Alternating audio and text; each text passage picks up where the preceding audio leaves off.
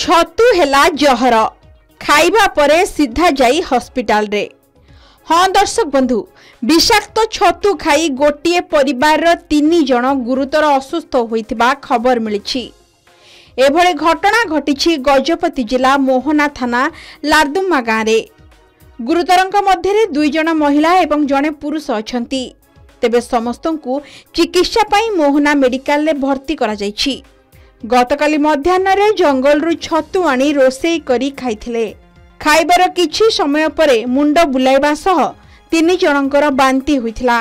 एहा परे तुरंत सेमानंकु चिकित्सा पई मोहना मेडिकल रे भर्ती करथिले स्थानीय लोके। वर्तमान चिकित्सा चलिथिबा बेले स्वास्थ्य अवस्था स्थिर थिबा डाक्टर कहिसंती।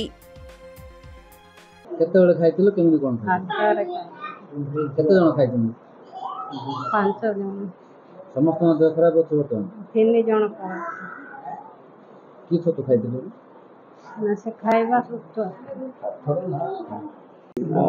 छतु खाइथाय केते खाइथिलो सखाळे खाइथिलो आधा घंटा पर तंती भारती गला केते जन खाइथिलो 3 जन खाइथिला समस्त गोटे परिवार। हां बर्तमान भलो अछि देखेंगे से माने तो बांती गया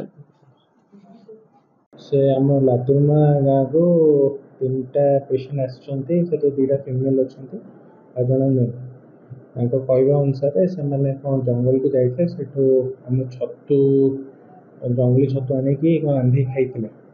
सेटा खाइबार घंटे 2 घंटा परे तांको कोन जोरे बांती आरंभ होला तो से माने एसिक हॉस्पिटल आसछन्ती। से माने टिके डिहाइड्रेटेड स्टेट अछन्ती तांकर हमें बांती इंड्यूस करिक में जो गैस्ट्रिक लैवेज करो सेटा करे कि एबे तांकर फर्दर ट्रीटमेंट स्टार्ट कर दी। तेबे विषाक्त छतु खाउथिबारु बारंबार एभले घटना देखिबाकू मिलुछि। केतेक स्थिति रे जीवन भी चली जाउछि। एहाकू नै सचेतन करागले सुधा सुधुरु नाहंती लोके। मोहनार सुमन पटनायक रिपोर्ट के न्यूज ओडिशा।